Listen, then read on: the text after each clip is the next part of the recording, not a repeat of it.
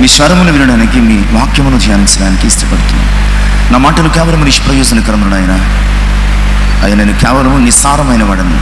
మీ సులువ చాటును మరుగుపరిచి మీకు నోటి మురుగా వాడుకు అయా శ్రేష్టమైన వర్తమానం మేము ధ్యానించుటకు, వినుటకు మీ కృప మాకు అనుగ్రహించమని, మానవాత్మను మరుగుపరిచి, మానవ స్వరమును మరుగుపరిచి, మహిమ కలిగిన మీ శుద్ధాత్మ సహాయం మనోహరమైన మీ స్వరముకు దాల్చండి. యేసయ్య నామమున ప్రార్థించి వేడుకొనుచున్నాను తండ్రి, ఆమేన్. దేవునికి మహిమ కలుగునుగాక. దేవుని మహోచితమైన కృపను బట్టి ఆయన పరిశుద్ధ సన్నిధిలో చేరువచ్చిన ప్రియ విశ్వాసులందరికీ మన ప్రభువును ప్రియరక్షకుడైన యేసుక్రీస్తు వారి శుభకరమైన నామములో శుభాలు తెలియజేస్తున్నాను. ప్రభునందు ప్రియులారా, దేవుని సన్నిధిలో ఈ దేవునితో గడి అనే ఈ ఆధ్యాత్మిక ధ్యాన కార్యక్రమంలో మరి విశేషంగా 12వ దినములోనికి మనం నడిపించబడ్డాం.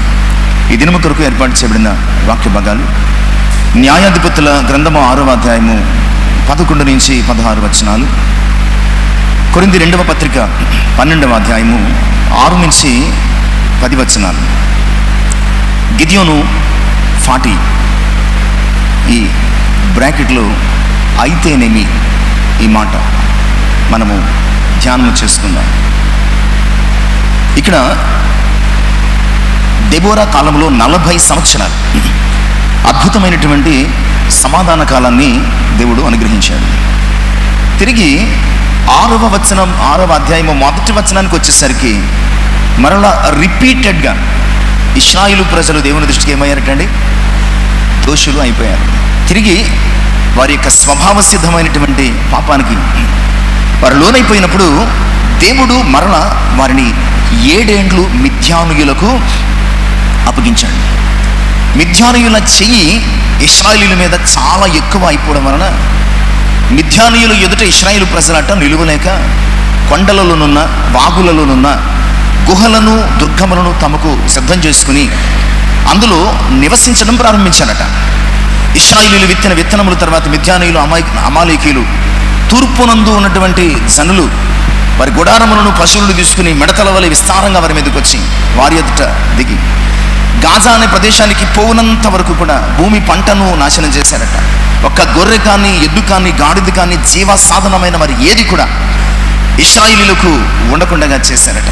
ఇలాగూ ఇశ్రాయేలు ప్రజల మీద మిథ్యానీయుల హస్తము బహుభారంగా ఉన్నందున ఈ న్యాయాధిపతుల గ్రంథములో 300 చరిత్రలో ఇశ్రాయేలు ప్రజలు మిక్కిలి హీనదశకు వెళ్ళిపోయారట. మిక్కిలి హీనదశకు వెళ్ళిపోయారట. తిరిగి మరలా 7వ వచనంలో ఇశ్రాయేలు ప్రజలు దేవునికి మొరపెట్టినప్పుడు ఒక ప్రవక్తను దేవుడు పంపించి వారితో మాట్లాడుతున్నాడు. నేను మీతో చెప్పుతూ వచ్చాను, మీరు వారి దేవతలకు భయపడొద్దు. ఐగుప్తు దేశం నుంచి మిమ్మల్ని విడిపించి 40 సంవత్సరాలు అరణ్య ప్రయాణంలో అద్భుతాలు చేసి మీకు స్వాస్యాన్ని, కనాను భూభాగాన్ని ఇస్తే వారి దేవతలకు భయపడొద్దు అని నేను చెప్పిన ప్రతిసారి కూడా మీరు వారికి లోబడ్డారు, వారికి భయపడ్డారు, నా మాట వినలేదు. కనుకనే ఈ శ్రమ మీ మీదకి వచ్చింది అని చెబుతూ ఉండడం మనము 10వ వచనం వరకు చూస్తాం. ఇక 11వ వచనము నుంచి ప్రియులారా గిద్యోను యొక్క ప్రభావము లేదా గిద్యోను యొక్క చరిత్ర మనకి కనపడుతూ ఉంది. ఇక్కడ మనము బ్రీఫ్గా దీనిని అర్థం చేసుకుని ధ్యానంలోనికి నడిపించబడదాం. దేవుని దూత వచ్చినప్పటికీ అబీయెజ్రీయుడైనటువంటి యోవాషు కలిగినటువంటి వాఫ్రాలో మస్తకి వృక్షం కింద దూత కూర్చున్నప్పుడు యోవాషు కుమారుడైనటువంటి గిద్యోను మిథ్యానీయులకు కనిపించకుండా గానుగ చాటున గోధుమలను దొలగొట్టుకుంటూ ఉన్నాడట. అప్పుడు దూత అతనితో మాట్లాడుతుంది, పరాక్రమము కలిగిన బలాఢ్యుడా, యెహోవా నీకు తోడై ఉన్నాడు. దూతతో అంటున్నాడు, యెహోవా మాకు తోడేంటి? ఇదంతా మాకు ఎందుకు జరుగుతుంది? మా పితరులు చాలా గొప్ప గొప్ప విషయాలు చెప్పారు. మా దేవుడు ఇలా చేశాడని, అలా చేశాడని, ఎన్నో అద్భుతాలు, ఆశ్చర్యకార్యాలు చేశాడని. అయితే ఆశ్చర్యకార్యాలన్నీ కూడా ఈరోజు ఏమైపోయాయి? మేము ఇంత భయంకరమైన గడ్డు పరిస్థితిని, హీన స్థితిని, దశను మేము పొందుకుంటున్నాం అంటే మరలా ఆ దూత అతని వైపు తిరిగి, బలం తెచ్చుకో, మిథ్యానీయుల చేతుల నుంచి నీ వారిని విడిపిస్తావు, రక్షిస్తావు, నేను పంపుతున్నాను నిన్ను అని చెప్పినప్పుడు, చిత్తం నా ఎల్లువాడ, దేని సహాయం చేత నేను చేయాలి? నా పరిస్థితి ఇది, నా బ్రతికిది, నా కుటుంబం ఇది, నా గోత్రం ఇది, నా కుటుంబంలో, నా గోత్రములో నాకు ఉన్నటువంటి స్థానము, స్థాయిది. ఏం చేయమంటావు? ఏం చేయమంటావు? నా వల్ల అవుతుంది అనుకుంటావా? తన బలహీనత గురించి యాకరువు పెడుతున్నాడు. ఇది నా బలహీనత, ఇది నా స్థితి, ఇది నా పరిస్థితి, నేను చెయ్యలేను, నా వల్ల కాదు, నేను నిస్సహాయుల్ని చాలాసార్లు దేవుని సన్నిధిలో, బలము కలిగినటువంటి దేవుని సన్నిధిలో మనం ఇలాగ బలహీనమైనటువంటి మాటలు మాట్లాడుతూ ఉంటాం. ప్రియులారా, నీ బలహీనతలతో ఆయనకి పని లేదు, నీ సమస్యలతో ఆయనకి పని లేదు, నీ శక్తియుక్తులతో ఆయనకి పని లేదు.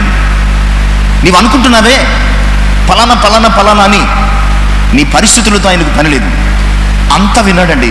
చాలా చక్కటి మాట అనమాట. ఎంత బ్యూటిఫుల్ ఆన్సర్ అంటే 15వ వచనము చివరి భాగం వరకు గిద్యోను ఏదేదో చెప్తున్నాడు. మాకు తోడై ఉంటే ఎలాగెందుకు జరుగుతుంది, మా పితరులకు చేసిన కార్యాలు మా జీవితంలో ఎందుకు జరగటం లేదు, నేను ఎలా విడిపించగలను, దేని సహాయం చేత విడిపించగలను, నా కుటుంబం ఏంటి, నా గోత్రం ఏంటి, అందులో నా పరిస్థితి ఏంటి, అసలు ఎలాగో నువ్వు చెప్తున్నావంటే 15వ వచనం చివరి భాగంలో చాలా సింపుల్గా ఒక మాటలో ఇంగ్లీష్లో అయితే చాలా బాగా అర్థం చేసుకో. సో వాట్ అన్నాడు అన్నమాట. ఆయన ఏమన్నాడు? సో వాట్, నిజమే, నువ్వు చెబుతున్నవన్నీ నిజమే, అయితే ఏంటి ఇప్పుడు, అయితే ఏంటి? ఇది దేవుని యొక్క ప్రభావవంతమైనటువంటి ఆన్సర్ అన్నమాట.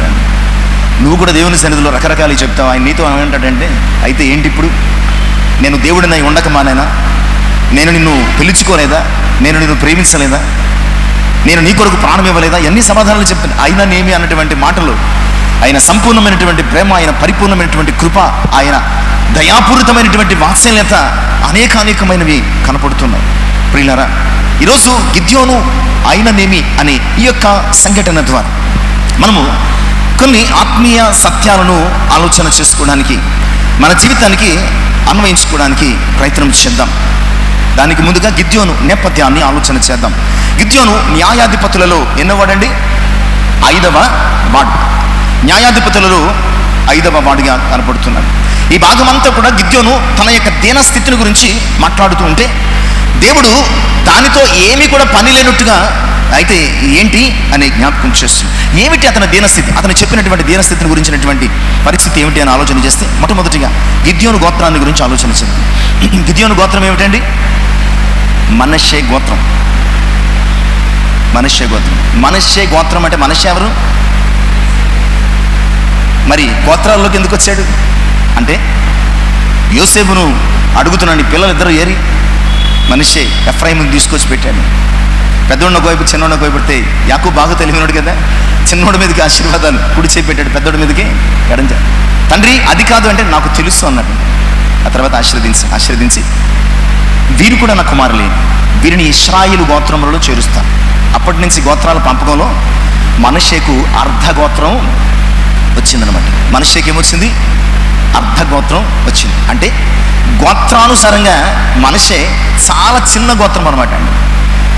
ఇయ్యబడినటువంటి స్వాస్థ్యమైన గోత్రమైన పరిశుద్ధ గ్రంథ ప్రకారము లేదా దేవుని చిత్తానుకూలంగా యాకోబు చెప్పిన ప్రవచనము ప్రకారం కూడా మనష్షే చాలా, అందుకనే చెప్తున్నాడు, పెద్ద పెద్ద రూబేను గోత్రం ఉంది, షిమ్యోను గోత్రం ఉంది, ఇసాకారు, లేవి, యోదా, ఇవన్నీ పెద్ద పెద్ద గోత్రాలు ఉంటుండగా ఇటు ఇంత చిన్న గోత్రం నుంచి ఇంత పెద్ద కార్యాన్ని చేయడానికి ఎలా పిలుచుకుంటావు, ఇది ఎలా సాధ్యం అన్నట్టుగా మాట్లాడుతున్నాడు.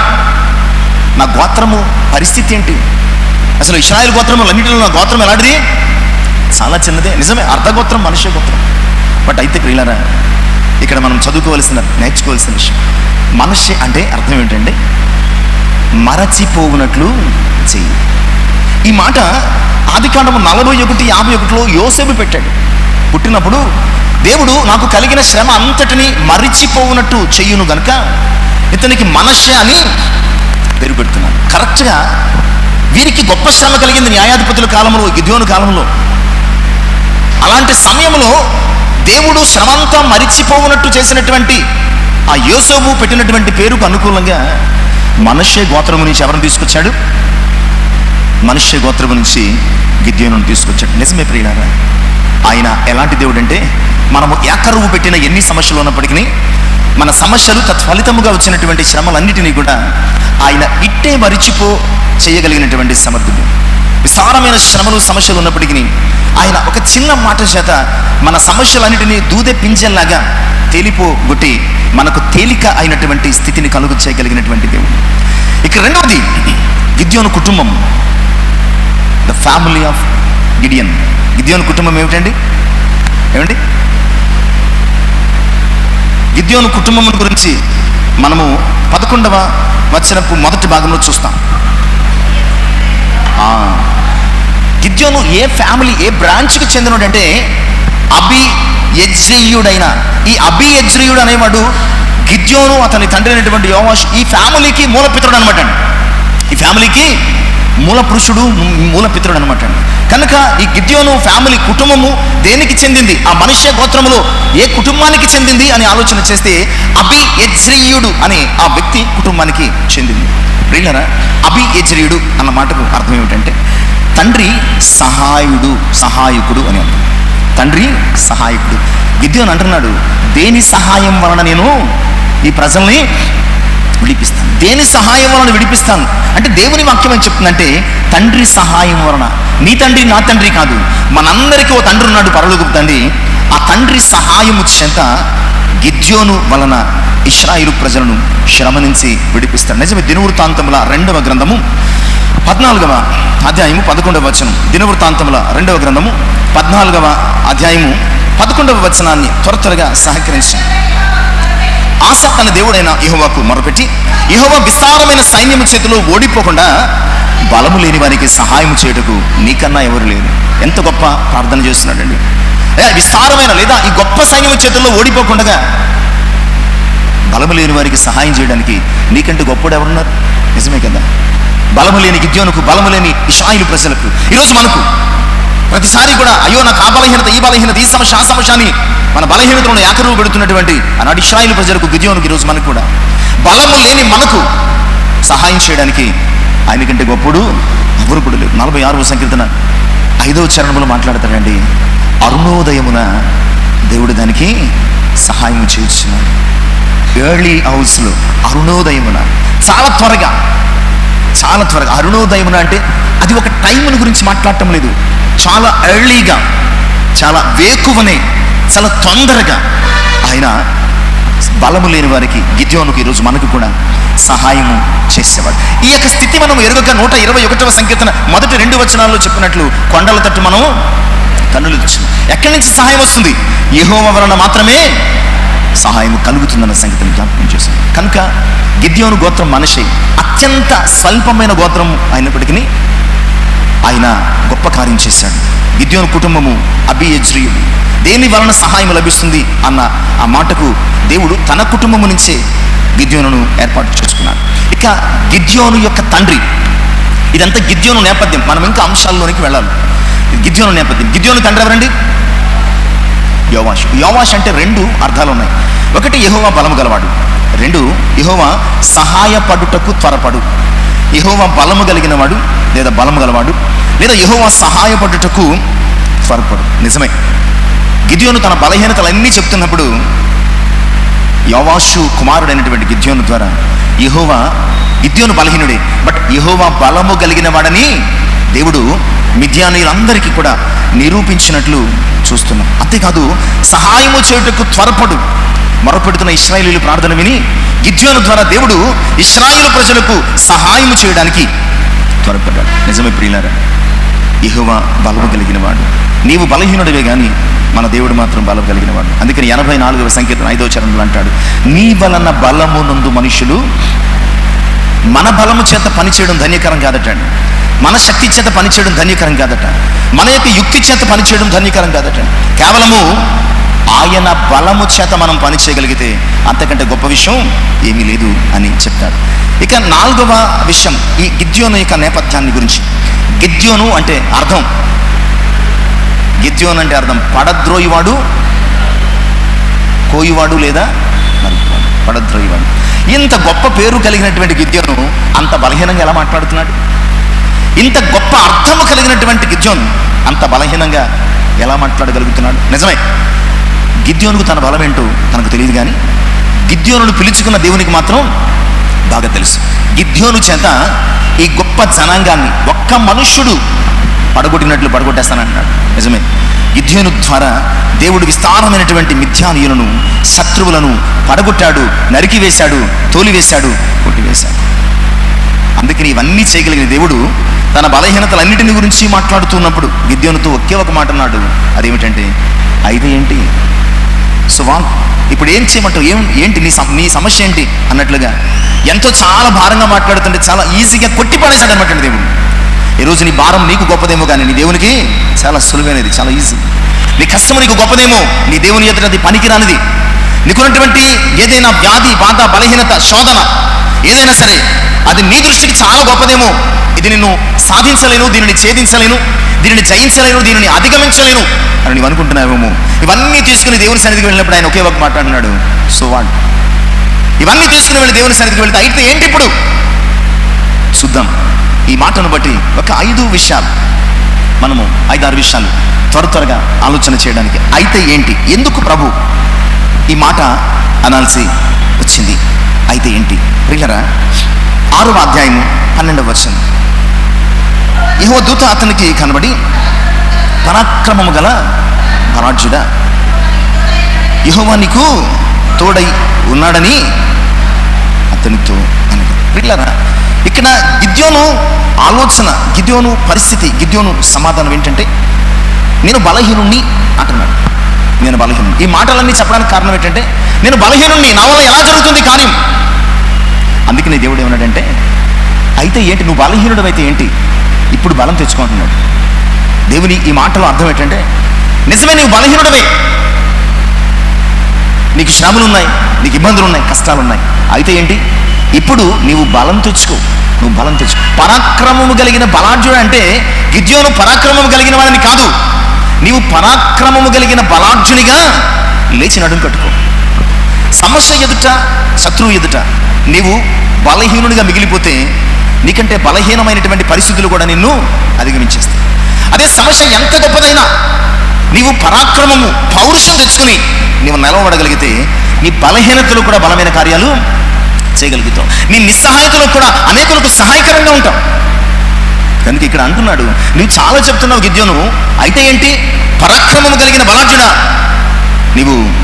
నీకు తోడై ఉన్నాడు దేవుడు, పరాక్రమము కలిగిన బలాఢ్యుడు. ఈరోజు మనతో కూడా అంటున్నాడు, నీ బలహీనతను బట్టి కృంగి కృషించిపోతూ నీ విశ్వాస యాత్రను కొనసాగించలేక ఆపసోపాలు పడుతున్నటువంటి ఓ ప్రియ విశ్వాస నీతో కూడా అంటున్నాడు, నీకు కష్టాలు ఉన్నాయి, నీకు ఇబ్బందులు ఉన్నాయి, నీకు శ్రమలు ఉన్నాయి, సమస్యలు ఉన్నాయి. అయితే ఏంటి, నువ్వు పరాక్రమం కలిగి ధైర్యం తెచ్చుకో.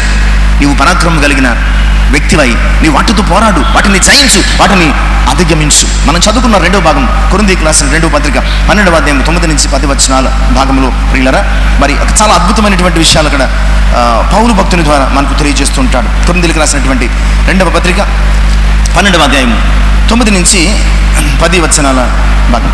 అందుకు నాకు పనికి చాలు, బలహీనత యందు నా శక్తి పరిపూర్ణ మగుచున్నదని ఆయన నాతో చెప్పారు. కాగా క్రీస్తు శక్తి నా మీద నిలిచిండి నిమిత్తము విశేషముగా నా బలహీనత యందే బహు సంతోషముగా అతిశయపడుదును. నేను ఎప్పుడు బలహీనుడను అప్పుడే బలవంతుడను. క్రీస్తు నిమిత్తము నాకు కలిగిన బలహీనతలలోను, నిందలలోను, ఇబ్బందులలోను, హింసలలోను, ఉపద్రవములలోను నేను సంతోషం. ఎంత చక్కటి మాట మాట్లాడుతున్నాను. అప్పటి వరకు ఈ పౌలు ఎలా ఆలోచించాడండి? అప్పటి వరకు పౌలు చాలా బలహీనంగా ఆలోచించాడు. అయ్యో ఈ కన్ను, లేదా ఈ యొక్క పరిస్థితి, ఈ బలహీనత, ఈ ఇబ్బంది, దేవా తీసేయి ముమ్మారు ప్రార్థించేటండి. అంటే ఎంత ఆ యొక్క ప్రాబ్లం పౌలును ప్రభావితం చేస్తుంది. ఇక 3వసారి ప్రార్థించిన తర్వాత అన్నాడు, నాకు ఈ బలహీనత ఉంది ప్రభా అని 3 సార్లు ప్రార్థిస్తే 3వసారి అన్నాడు, అయితే ఏంటి పౌలు, నా కృప నీకు చాలదా? అయితే ఏంటి ఇప్పుడు, నీ కన్ను బాలేదో, నీ కాలు బాలేదో, నీకు బలహీనత ఉందో, నీకు ఇబ్బంది ఉందో, నీకు పలానా ప్రాబ్లమ్స్ చెప్తున్నావు, అయితే ఏంటి ఇప్పుడు, నా కృప నీకు చాలదా? గిద్యోనుతో చెప్పిన మాట ఇక్కడ పౌలుతో కూడా చెప్తున్నాడు. పదాలు వేరై ఉండొచ్చు, ఆయన శక్తి ఒకటి. అక్కడ గిద్యోనుతో అంటున్నాడు, పరాక్రమం కలిగిన బలాఢ్యుడు, ఎందుకు బలహీనంగా మాట్లాడుతున్నావు నీవు? ఇక్కడ పరిచర్య కొరకు పిలువబడిన ఓ పౌలా, నా కృప నీకు చాలదా? ఈరోజు మనతో కూడా మాట్లాడుతున్నాడు, పరాక్రమం తెచ్చుకో, ఆయన కృప నీకు చాలు. ఆ మాట అన్న వెంటనే ప్రియులారా ఎంత చక్కని మాట మాట్లాడుతున్నట్టంటే, నేను ఎప్పుడు దేవుడు అన్నాడట, నీ బలహీనత యందు నా శక్తి పరిపూర్ణమవుతుందంటే, పౌలు నేను ఎప్పుడు బలహీనుడను అప్పుడు, నేను ఎప్పుడు బలహీనుడని భావించుకుంటున్నాను. నిజమే, ఎంత గొప్పడుగా అయినప్పటికీ ఏదో ఒక టైంలో వీక్నెస్ వస్తుంది. ఎంత ప్రార్థనాపరుడు, ఎంత విశ్వాసం, ఎంత దైవజనుడికైనా ఏదో ఒక సమస్య బాగా కలవరపెట్టి నెమ్మది లేకుండా చేస్తుంది. అలాంటి సమయంలో ఈ మాట జ్ఞాపకం చేసుకో, ఆయన కృప మనకి చాలు. ఇక మీదట పౌలు తన బలహీనత గుర్తొచ్చినప్పుడల్లా ఏం చెప్పుకున్నాడంటే, నేను ఎప్పుడు బలహీనున్నో అప్పుడు బలవంతుడు, నేను ఎప్పుడు బలహీనున్నో అప్పుడు బలవంతుడు. ప్రియ సంగమా, ఈరోజు నేను కూడా బలహీనతల గురించి ఆలోచించడం మానే, నీవు పరాక్రమము కలిగిన బలాఢ్యుడు. దేవుడు నిన్ను అలా పిలుచుకున్నాడు, దేవుడు నిన్ను అలా చూడాలనుకుంటున్నాడు, దేవుడు నిన్ను అందుకొరకు ఏర్పాటు చేసుకున్నాడు. కనుక నీ బలహీనతల గురించి ఆలోచించడం మానేసేసి, నీ బలహీనతలు ఉంటే ఏంటి నీకు ప్రాబ్లం, ఆయన నిన్ను పరాక్రమము కలిగిన బలార్జునిగా వాటితో పోరాడడానికి ఆయన సిద్ధపరిచాడు. ఇక అయితే ఏంటి లేదా ఆయననేమి, ఈ మాటలు రెండవ మాట, రెండవ అంశం చూద్దాం. 6వ అధ్యాయము 16వ వచనం అలాగే 13వ వచనం కూడా చూద్దాం. నేను నీకు తోడైందును గనుక ఒకే మనుషుని హతము చేసినట్లు మిథ్యానీయులను హతము చేయదువని సెలవిచ్చాను. ఇక 13వ వచనం, గిద్యోను చిత్తమున ఏలినవాడా యెహోవా మాకు తోడై ఉంటే. ఇదంతా ప్రతిదానికి ఒక కౌంటర్ గిద్యోను దగ్గర. యెహోవా నీకు తోడై ఉన్నాడని చెప్తున్నాడు. నా ఏలినవాడా యెహోవా మాకు తోడై ఉంటే ఇదంతా మాకు ఎందుకు సంభవించింది? దేవుడు అంటున్నాడు, సంభవించింది ఓకే, జరిగింది, ఓ యాక్సిడెంటే జరిగింది, ఒక హెల్త్ ఇష్యూ వచ్చింది, ఫైనాన్షియల్గా నువ్వు బాగా స్ట్రగుల్ అయిపోయావు, కుటుంబము చాలా కలవరపాటుకు గురి అవుతుంది, ఇంకా చెప్పుకోలేని సమస్య ఏదో నిన్ను చాలా పట్టి పిడుస్తుంది. అయితే ఏంటి ఇప్పుడు? యెహోవా నీకు తోడైంది. అయితే ఏంటి ఇప్పుడు? నీకు చాలానే ఉన్నాయి నిజమే, అయితే ఏంటి ప్రాబ్లం ఇప్పుడు? ఆయన నీకు తోడై ఉండలేదా? ఆయన తోడై ఉన్నవాడు ఎర్ర సముద్రాన్ని ఆరని నేలగా చేశాడు. ఆయన తోడై ఉన్నవాడు మారాను మధురంగా మార్చాడు. ఆయన తోడై ఉన్న దేవుడు ఇంకా చాలా అద్భుతాలు చేశాడు. నీవెప్పుడు అద్భుతాలు చూడవా, సమస్యలు చూస్తావా? నీవెప్పుడు దేవుని అద్భుతాలు చూడవా, సమస్యలు మాత్రమే నీకు కనబడతాయా? ఇక్కడ సమస్యలను మాత్రమే చూస్తున్నటువంటి గిద్యోనుతో మాట్లాడుతున్నాడు. యెహోవా తోడై ఉన్న యెడల ఇదంతా నాకు ఎలా సంభవించిందంటే, ఓకే సంభవించింది, ఇప్పుడు ఏం చేద్దాం? సంభవించిన దేవుడు నీకు తోడై ఉన్నాడు కదా, దేవుడు నీకు తోడై ఉన్నాడు కదా. నిజమే ప్రియులారా, నీ జీవితంలో ఏదేదో సంభవించవచ్చు, అయినా పర్లేదు, దేవుడు నీకు తోడై ఉన్నాడు. ఆ సమస్యలలో సమస్య పోకుండా దేవుడు నీకు తోడై ఉన్నాడు కనుక నీవు ధైర్యం తెచ్చుకోవలసిన అవసరత ఉన్నది అని దేవుని యొక్క వాక్యం ద్వారా జ్ఞాపకం చేస్తున్నాను. ఆదికాండము 48:21. ఆదికాండము 48వ అధ్యాయం 21 వచనం. యాకోబు చనిపోబోతున్నాడు. ఆయన యాకోబు తన బిడ్డలతో మాట్లాడుతున్న ఈ మాటలు చదువుకుందాం. మరియు ఇశ్రాయేలు, ఇదిగో నేను చనిపోతున్నాను, ఆయనను ఎంత చక్రమాట చూశాను, ఇదిగో నేను చనిపోతున్నాను. యాకోబు కుమారులకి ఇది చాలా పెద్ద ప్రాబ్లం. ఏ కుమారులకైనా సరే తండ్రి చనిపోవడం చాలా పెద్ద ప్రాబ్లం. ఇదిగో నేను చనిపోతున్నాను. అక్కడ దేవుడు గిద్యోనుతో మాట్లాడుతున్నట్టే మాట్లాడుతున్నాడు. ఆయనను నేను చనిపోయినప్పటికీ యెహోవా నీకు తోడై ఉన్నాడు. గిద్యోనుకు కానీ యాకోబు తన బిడ్డలతో చెప్పింది కానీ ఈరోజు మనకు కానీ ఏది ఏమైనా జరగచ్చు, దేవుడు మాత్రం మనకి తోడై ఉన్నాడు. యాకోబు చనిపోవచ్చు, దేవుడు 12 గోత్రముల వారికి తోడై ఉన్నాడు. తెరహు చనిపోవచ్చు, దేవుడు అబ్రహాముకు తోడై ఉన్నాడు. అబ్రహాము చనిపోవచ్చు, దేవుడు ఇస్సాకుకు తోడై ఉన్నాడు. ఇస్సాకు చనిపోకపోయినా యాకోబు ఇస్సాకునకు దూరం అయిపోయాడు. అయిన అరణ్యంలో దేవుడు యాకోబునకు తోడై ఉన్నాడు. ఆయన నీ సమస్యల కంటే గొప్పడు. నీ సమస్యలన్నిటిలో ఆయన నీకు తోడైండి నిన్ను ఆదరిస్తాడు. 41వ అధ్యాయం యెషయా గ్రంథం 10వ వచనం, 43వ అధ్యాయం 5వ వచనం. యెషయా 41:10 వచనం. బూదిగంతముల నుండి నేను పట్టుకుని దాన్ని కొనల నుండి పిలుచుకున్నమాట, నేను దాసుడు అని నేను ఉపేక్షింపక ఏర్పరచుకుంటున్నాను. నేను నీతో చెప్పి ఉన్నాను, నీకు తోడై. నీకు చెప్పాను, నీకు ముందే చెప్పాను. ఇశ్రాయేలు ప్రజలతో, గిద్యోనుతో, ఇంకా ఈరోజు మనతో కూడా ఆయన ముందే చెప్పాడు. నేను నిన్ను పిలుచుకున్నాను, నేను పట్టుకున్నాను, నేను ఉపేక్షింపక ఏర్పాటు చేసుకున్నాను. ఇవన్నీ కూడా నీతో చెప్పాను, మర్చిపోయాను. నీ బలహీనతలను చూస్తున్న ఓ గిద్యోను, ఓ ఇశ్రాయేలు ప్రజలారా, ఈరోజు ఆయన సంఘముగా మనం, నీవు నా సేవకుడు, అది నీకు తెలీదా? నేను నిన్ను ఏర్పాటు చేసుకున్నాను, మర్చిపోయావా? నా స్నేహితుడైన అబ్రహాము సంతానము, నీకు గుర్తులేదా? భూదిగంతం నుండి పట్టుకుని దాని కొల నుండి పిలుచుకున్నవాడా, నీవు దాసుడు మరియు నేను నిన్ను ఉపేక్షింపక ఏర్పాటు చేసుకున్నాను. నీవు ఒకవేళ జ్ఞాపకానికి తెచ్చుకోలేదా? ఇదిగో నేను నీతో చెప్పాను, నీకు తోడై ఉన్నాను. అది యెషయా గ్రంథం 43వ అధ్యాయం 5వ వచనం. భయపడకము, నేను నీకు తోడై. భయపడకము, నేను నీకు తోడై. నీ భయాలున్నాయి, అయితే ఏంటి? దేవుడు నీకు తోడై ఉన్నాడు. నీవు జయించలేని భయాలు ఉన్నప్పటికీ దేవుడు నీకు తోడై ఉన్నాడు.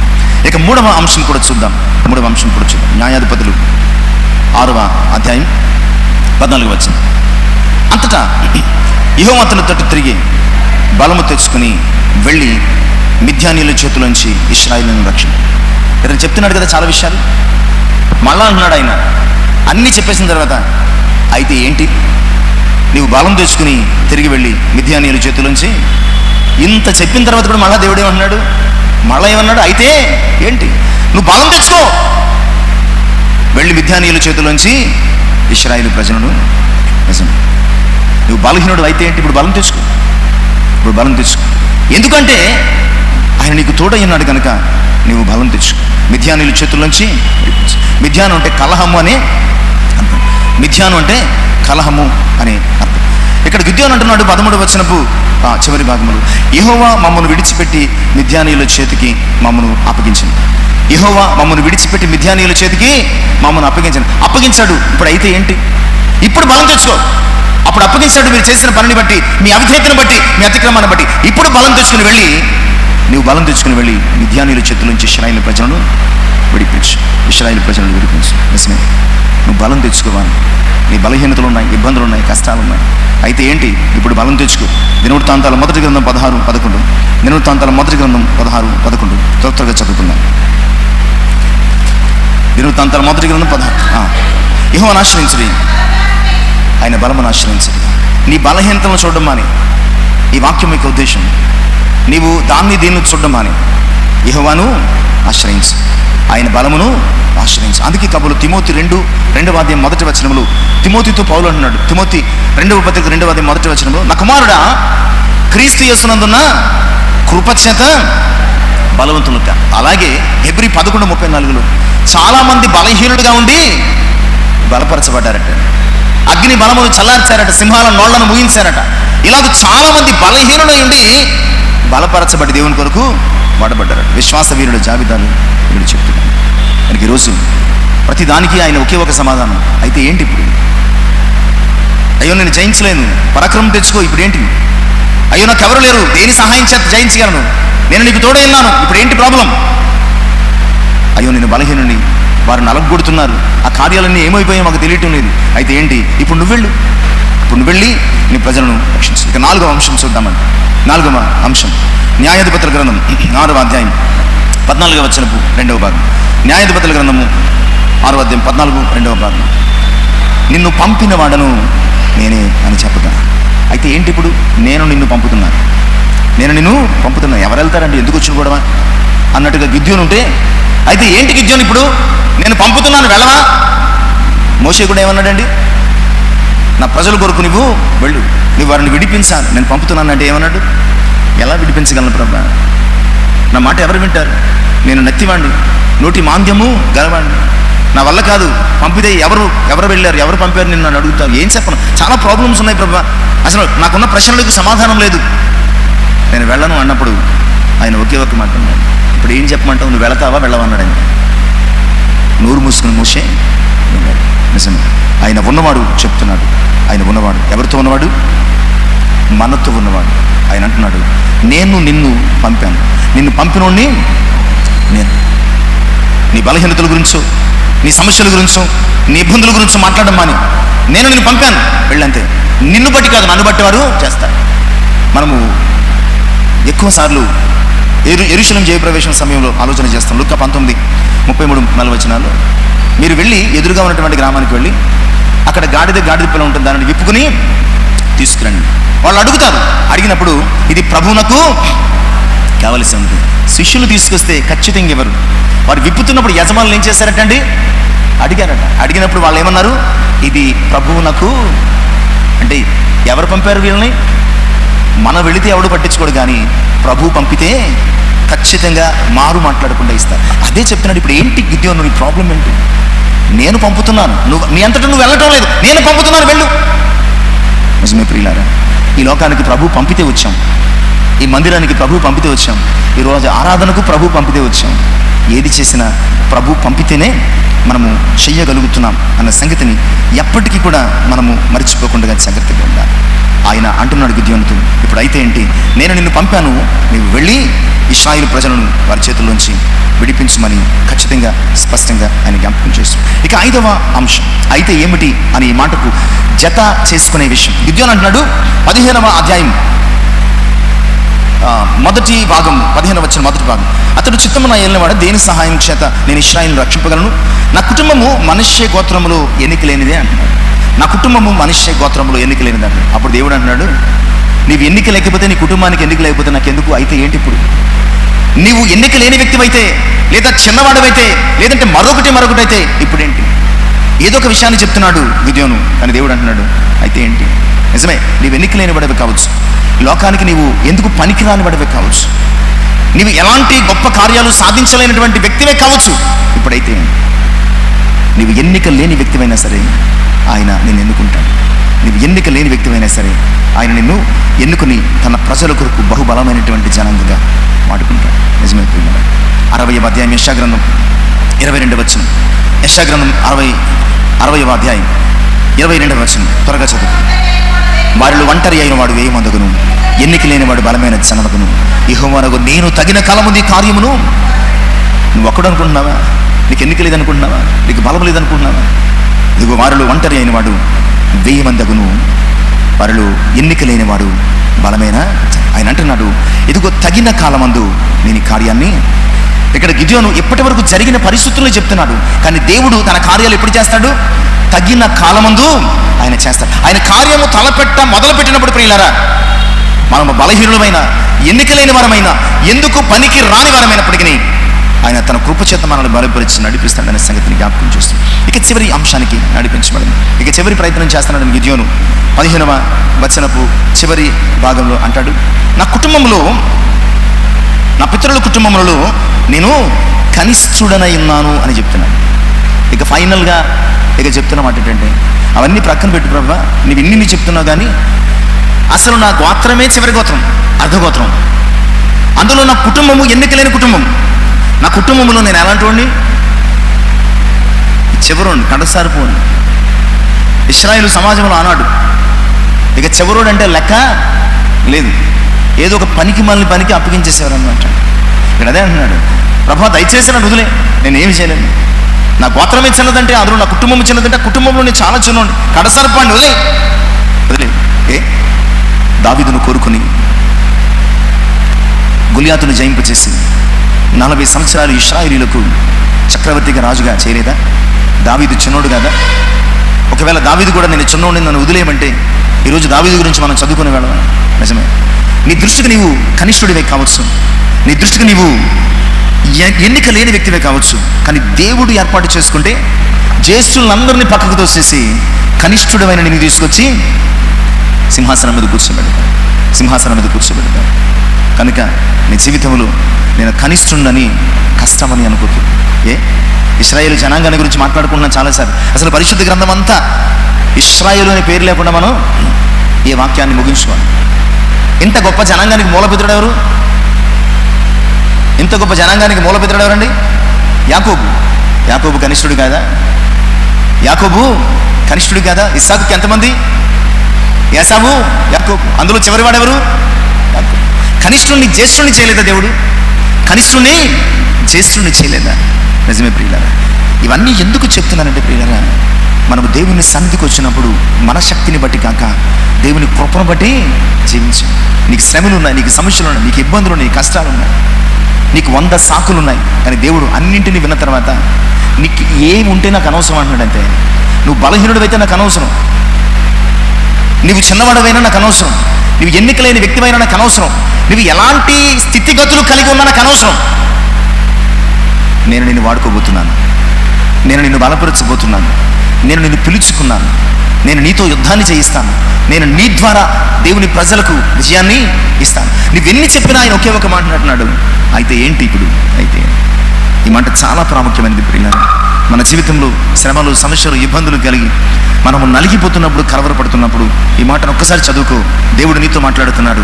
నిజమే, ఇప్పుడు ఏంటి? అయితే ఏం చేయమంటాడు? నేను నీకు తోడై ఉండలేదా? పరాక్రమం కలిగిన బలార్జున, ధైర్యం తెచ్చుకో, నేను నిన్ను ఏర్పాటు చేసుకున్నా, నేను నిన్ను పంపుతున్నాను, నువ్వు బలం తెచ్చుకో. నీవు ఎన్నిక లేని కనిష్ఠుడివైనా నేను నిన్ను జ్యేష్ఠునిగా నిలిపి నా జ్యేష్ఠ పుత్రుడైన ఇశ్రాయేలు కొరకు నిన్ను వాడుకుంటున్నాను. ఈరోజు నీ సమస్యలన్నీ దేవుని ఎదుట సో వాట్లాడు అనమాట. సో వాట్లాడు, ఆయనకు అనవసరం, దేవుడు మాత్రం నిన్ను ఆయన ఘనంగా వాడుకోవడానికి, బలముగా నిలుపుకోవడానికి, శ్రేష్ఠునిగా జ్యేష్ఠునిగా ఆయన సన్నిధిలో నిన్ను నడిపించడానికి ఇష్టపడుతున్నాడు. కనుక నీ బలహీనతలన్నీ ఆయనకు సోవాట్ కనుక అవన్నీ పక్కన పెట్టి దేవుని చేతుల్లో బలమైన సాధారణంగా వాడబడ్డానికి గిద్యోను వల్లే నిన్ను నీవు దేవునికి అప్పగించుకో. దేవుడు నిన్ను ఆయన శక్తితో నింపి వాడుకుంటాడు. అట్టి శక్తి పరిశుద్ధాత్మ నాకు దయచేయను దాకా ప్రార్థన చేసుకుని మహోన్నతుడైనటువంటి మా ప్రియుడి పరిశుద్ధ మీకు కొందరు ఇంతవరకు మాతో మాట్లాడారు. స్తోత్రాలు ప్రభు. విన్న వాక్యం మా హృదయాలలో ఉన్న పిరికితనాన్ని, సమస్యలకు కలవరపడుతున్న మా హృదయపు అవిశ్వాసపు స్థితిని, చిన్నదాన్ని పెద్దదాన్ని చూసి అయ్యో నేను ఎన్నికలేని వాడిని, నేను కనిష్ఠుణ్ణి, అయ్యో నేను బలహీనుణ్ణి, నేను గొప్పవాడిని కాదు అని రకరకాల వంకలు సాకులు చెబుతూ అయ్యా కృంగిపోతున్న మాతో మాట్లాడుతున్నారు. అయితే ఏంటి? గిద్యోను కూడా మాలాగే మాట్లాడాడు. అన్నీ విన్న తర్వాత అయితే ఏంటి? నువ్వు బలం తెచ్చుకో, నువ్వు పరాక్రమం తెచ్చుకో, నువ్వు ధైర్యం తెచ్చుకో, నువ్వు నిలవబడు, నేను వాడుకుంటాను. ఒకే ఒక మనుషుడు హత్యం చేసినట్లు నువ్వు విద్యానీయులందరినీ కూడా చంపేస్తావు. అలాగే చేశాను ప్రభు. నిజమే. విన్న వాక్యం మా హృదయంలో ఫలింపచేసి మా బలహీనతలను బట్టి కాక మిమ్మల్ని బట్టి మేము బలం తెచ్చుకుని ముందుకు సాగిపోవడానికి సహాయం చేయండి. యేసునామమున ప్రార్థించి వినయపూర్వకంగా అడిగి వేడుకుంటున్నాను తండ్రి. ఆమేన్. దేవునికి మహిమ కలుగును గాక. దేవుడు దీన్ని ఆశీర్వదించును గాక.